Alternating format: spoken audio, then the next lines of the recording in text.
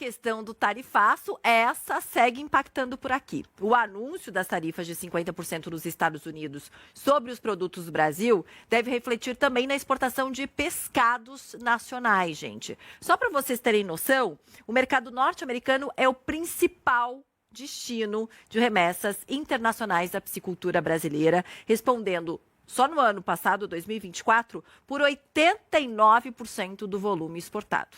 Sobre esse assunto, converso agora com o diretor executivo da Abipesca, Jairo Gundi. Jairo, obrigada por conversar com a gente aqui. A gente tem um valor aí de negócios do ano passado de mais de 52 milhões de dólares. Como é que vocês estão vendo esse tarifaço? E quero saber também se o pescado ele segue parado ali nos containers, como aconteceu desde o dia ali do anúncio de tarifa de 50% de Donald Trump. Boa tarde.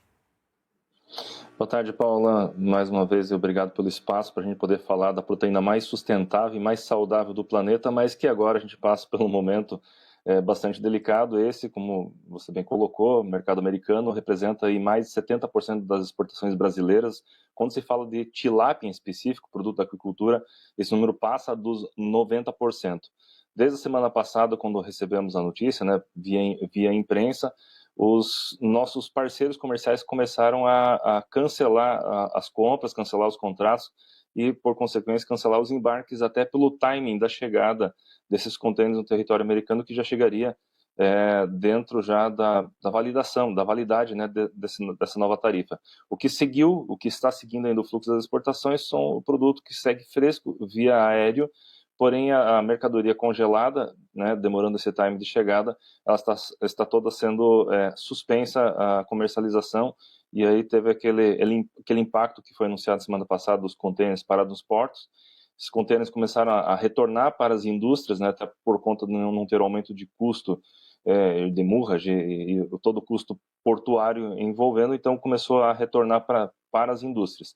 Mas também temos um outro impacto que envolve a questão da capacidade de armazenamento frigorífico, né? Por enquanto, as empresas estão armazenando nos seus próprios armazéns, mas se esse cenário se perdurar, nós teremos um colapso também desse próprio armazenamento que levará à interrupção da produção. Você pega, por exemplo, a região de Santa Catarina, da região do Itajaí, nós já não temos mais muita condição de armazenagem, até porque somatiza também com o problema que o frango trouxe com relação à gripe aviária. Então, você praticamente não tem mais espaço de armazém frigorífico. Então, se nós não tivermos uma reversão tão logo desse cenário, nós teremos um impacto em toda a cadeia de produção, chegando lá na parte mais fraca, que é o pescador artesanal, que é o aquicultor da aquicultura familiar.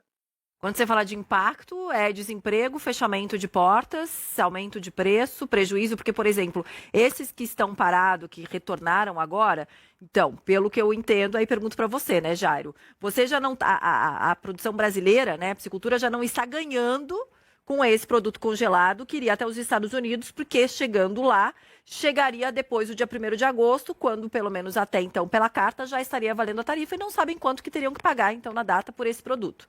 Aí você tem que, primeiro o prejuízo está aí, aí você tem que voltar com esse produto, só que não tem lugar para armazenamento para esse e outros. Então você corre o risco de perder esse produto e não ter uma outra alternativa de negociação, então um prejuízo que é ainda maior. A gente já calculou esse prejuízo até agora de quanto pode chegar, prejuízo em números, mas também prejuízo em fechamentos de negócios, em desemprego? Não temos essa computação ainda, Paulo. A gente está concentrando energia em reverter o cenário, tá? São duas ações que a gente estamos focados aqui em articulação junto com o governo.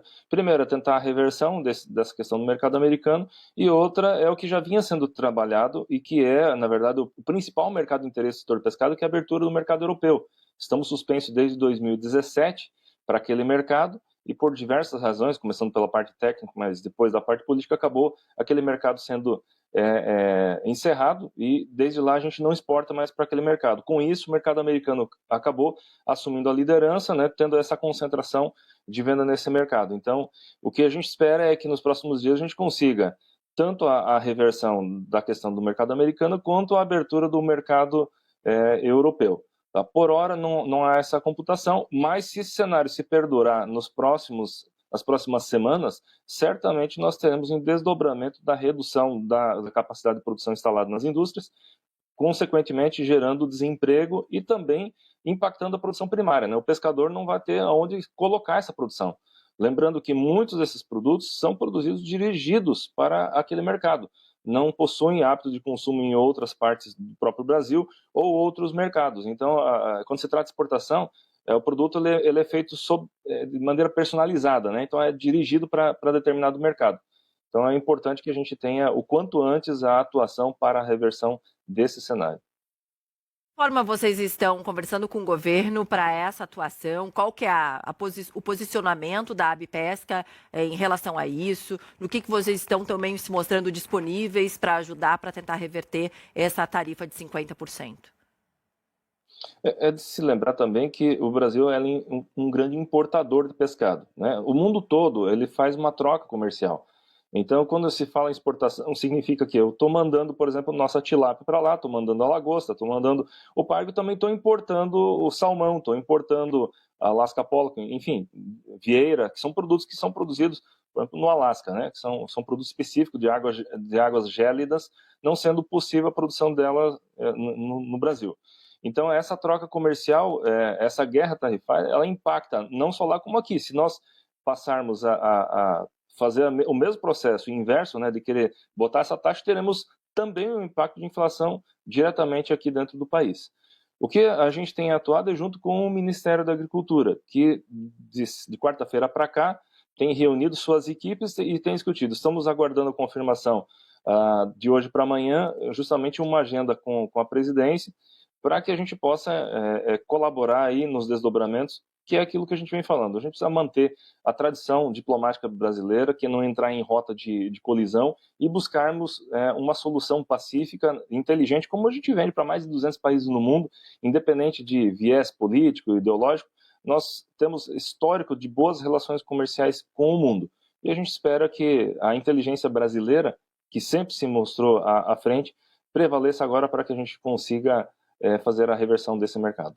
Jairo, você falou que a associação já está conversando bastante com o ministro da Agricultura, Carlos Fávaro, estão esperando uma agenda com o presidente. Existe a discussão sobre uma lei de reciprocidade, né? O próprio presidente Lula é a favor dessa lei da reciprocidade. Vocês da Abipesca são a favor da lei da reciprocidade também nesse caso? A gente pode pensar em usar um fator da lei quando isso favorece os interesses brasileiros. Quando o interesse brasileiro não está à mesa, não é inteligente fazer uso dela. Nesse caso aqui, a balança comercial para nós, no caso do pescado, não faz sentido para a gente. Esse caminho, certamente, o desgaste ficará para o setor produtivo brasileiro. Tá? Como eu já venho dizendo desde semana passada, em outras entrevistas, não há como defender soberania nacional sem economia. O princípio básico da soberania é justamente ter essa questão da liberdade econômica. E quando a gente está vendendo commodity, a gente está disputando esse mercado com outros países no mundo. Então é importante a gente comparar em que posição nós ficamos com outros países. Né? Então a gente espera que... a gente tem muita expectativa que a gente vai conseguir a reversão disso. Nesse primeiro momento, o que a Bipesca vem solicitando ao governo é que consiga, pelo menos, a entrada em vigor em 90 dias dessa tarifa. Por quê? Porque em 90 dias, com sobriedade, com serenidade, a gente consegue sentar, conversar e achar um caminho que possa ficar bom para ambas partes. Nesse momento, quando você interrompe, você já coloca de imediato, né, de 1º de agosto, o impacto já é na hora. E esse momento é crucial, porque nós estamos exatamente no meio da safra dos principais pescados extrativos, onde nós temos contratos para serem honrados. Então o impacto ele já é de imediato agora. Não é possível você fazer a inversão de toda a safra planejada, investida, foram investimentos milionários feitos na indústria, em toda a cadeia, para honrar esses contratos. Também estamos na fase de preparação para a levinagem. Então, o momento agora, agosto, setembro, outubro, é o momento que a aquicultura tem a maior concentração de colocar o alevino na água, preparando para a engorda, pensando na quaresma e pensando na exportação. Então, nós conseguindo emplacar essa questão dos 90 dias, nós teremos condições de não impactar diretamente nesse momento e, no caminhar das negociações, também planejar o setor produtivo para que a gente não tenha uma ruptura dentro desse processo e um prejuízo econômico talvez até irreversível. Lembrando que o financiamento para as indústrias de pescado elas não se englobam dentro do Plano Safra, né? Uma questão lá do Manual do Crédito Rural, nossas indústrias, elas não acessam esses juros subsidiados. Então, nós já trabalhamos com uma realidade de financiamento por competência das nossas próprias indústrias. Já não temos esse afago. Então, o que nós precisamos, no mínimo, que o governo nos dê é uma tranquilidade em termos de segurança jurídica e para que a gente possa buscar o máximo de previsibilidade possível, ainda mais quando essa previsibilidade tem, em muito, a ação do próprio governo em torno disso. Jairo, muito obrigada por ter conversado aqui com a gente. Boa sorte para vocês. Adoro um peixinho também.